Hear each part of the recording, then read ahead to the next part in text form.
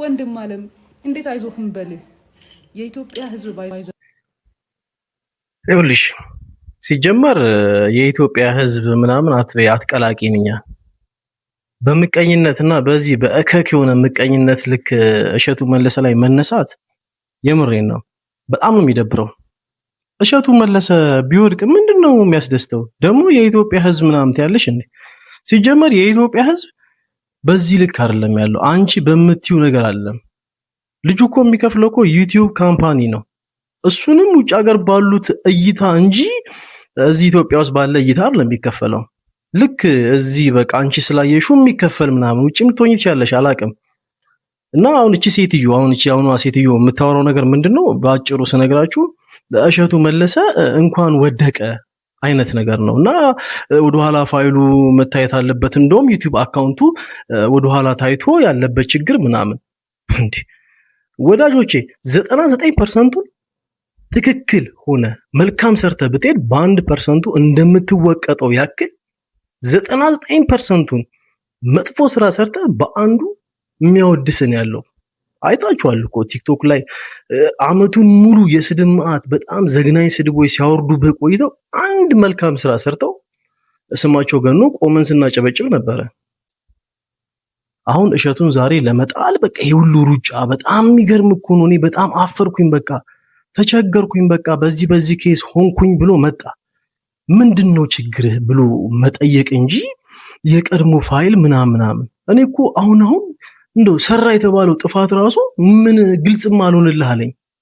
በቃ የሆነች ልጅ ተናገረ ባላበስ ምናምን ዙሪያ ላይ ከዛ ይቅርታ ጠየቀ። ገዳም ውስጥ ሄደ፣ ገዳማዊቷን የሆነ ነገር አለ። ለዛም አባቶች እግር ስር ተደፍቶ ይቅርታ ጠየቀ። ከዛ እንደገና ሄዱ ገዳም ውስጥ ገብተው ደብዳቤ መግለጫ አወጡበት። ይቅርታ አድርጉልኝና አባቶች የገነት ቁልፍ እናንተ ጋር አይደለም ያለው። በጣም የሚደብር ነው። እናንተ ይቅር ባትሉት እንኳን እግዚአብሔር አምላክ ይቅር ይለዋል። ይቅርታውን እሱ ይቀበለዋል። ግን በዚህ ልክ አትሁኑ። እሸቱን ለመጣል ምንድነው ይሁሉ ሩጫ? ብዙዎች ቪዲዮ እየሰሩበት ነው። መልካም ሰዎች እንደውም ዝም ብለዋል። ይሄ ልጅ ዩቲዩብ አካውንቱን በነገራችን ላይ ሚሊየን ሰብስክራይበር ያለው ሰው ነው። የትኛውም ዓለም ሀገራት ላይ ቢሸጥ የተሻለ ኑሮ ይኖርበታል በሱ ብቻ። ልክ እዚህ እኛ ባየነው እይታ ልክ የሚከፈል አታስመስሉት። አድ እኮ የሚከፈለው ውጭ ሀገር ባሉ ህዝቦች ነው። ያ ማለት ኢትዮጵያንም ሌሎችም ሊሆኑ ይችላሉ። ስለዚህ እባካችሁ በቃ ከዚህ ውጡ። ለምን አይደል እንዴ? ምንድነው ተቸገርኩኝ ያለ የተቸገረን ሰው መተ ደግ እንኳን ወደቀ። ሲጀመር ከካም የሆነ ምቀኛ የተደራጁ አሉ፣ ሁልጊዜ በሰው ውድቀት የሚደሰቱ። አቦ እናንተ ናችሁ እንደዚህ።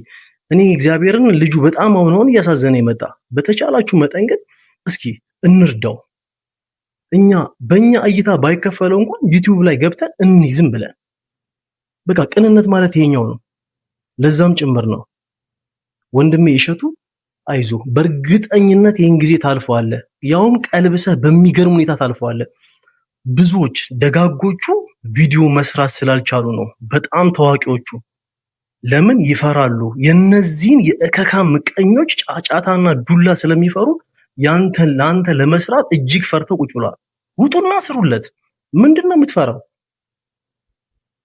ልጁ በቃ ተቸገርኳል አይደል? ምን ተንቀባሩ እኮ መኖር ይችላል እኮ ባለው የዩቲዩብ እኮ ገቢ እኮ እንደፈለገ መኖር ይችላል።